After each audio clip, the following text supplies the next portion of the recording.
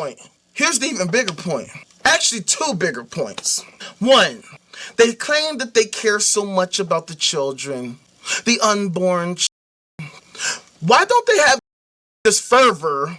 Why don't they have this same fervor for miscarriages and stillbirths and SIDS?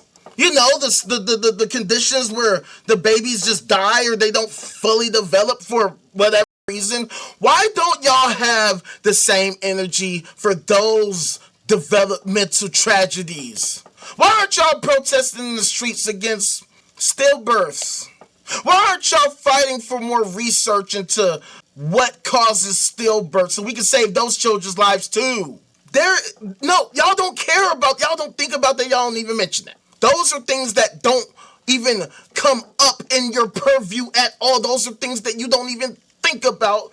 Y'all cannot be the least concerned with. So that's why I call into question the authenticity of your purview, of your worldview. For y'all who claim to care so much about ending abortion, y'all sure do have an extremely strange way of going about it by supporting the policies, the politicians, the political parties that will ensure that poverty is going to continue to exist and persist in society, and guaranteeing that young people are going to fucking want to get abortions. Poverty is a big reason. Y'all love poverty, therefore y'all love abortions. If you were really anti-abortion, you would be anti-poverty. You would be saying all of this blessed be the poor stuff that I thought was in your book. Stuff that I thought y'all cared about. Because y'all have these wonderful Christian principles. It's so weird how y'all pick and choose which principles y'all think are so wonderful. And what's another thing is that I find it so strange how y'all ignore the things that are in your book that I point out to you, right? Going back to those comments I mentioned earlier, every single one of those comments had something to say about something I didn't say, but none of them addressed the things I actually did say, such as the passage that I always show y'all about 1 Samuel 15 that actually shows that the Lord is like, no, kill babies, kill children. Hey, no, go over there, kill all the children, kill all the babies. Literally says that in plain fucking text. It says it straight up. Why is it that not a single comment on my video even people that commented, I replied and said, hey, why don't you mention that in this video? And they still never replied to it. And this is exactly why I can't respect anti-abortionists, because y'all don't even argue in good faith. That's the biggest issue about all of this. Y'all are not serious about ending abortion if that's what you claim that you want. Committing acts of domestic terrorism is the absolute worst possible way to go about trying to solve a problem, especially considering that you have this belief that there's the super weapon that y'all have that's supposedly like super duper that shouldn't require you to have to engage in domestic terrorism, right? Because you should be able to press the Jesus button and boom, miracle or something, right? Isn't that what y'all say? But that's not what I see. So that's why I get so confused when y'all come at me with these straw man fallacies all the time, and then y'all want to project the fallacy on me and say I'm straw manning you. That's the part that's even crazier.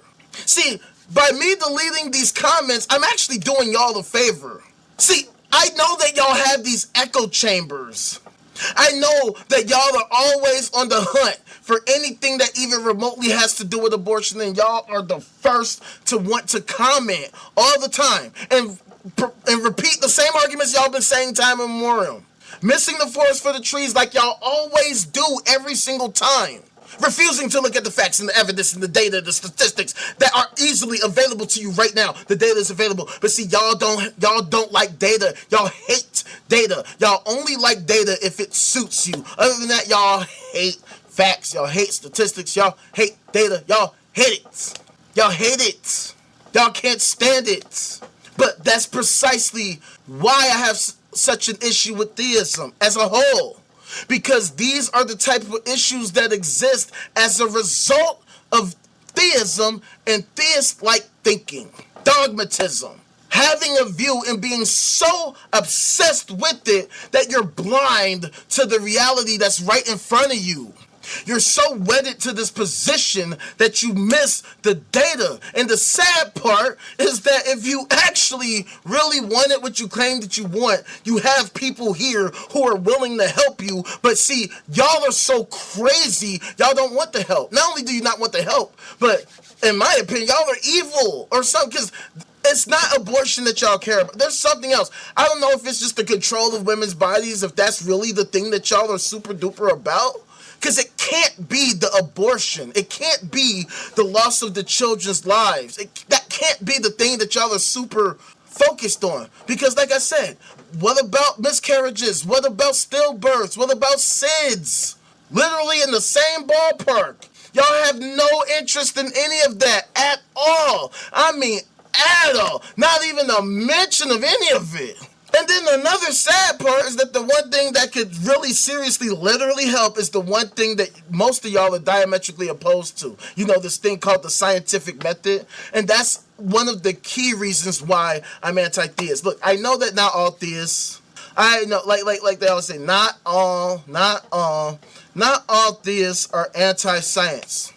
But a lot of the people who are anti-science are theists. In fact, I would say the vast majority. Considering that the vast majority of the population are theists.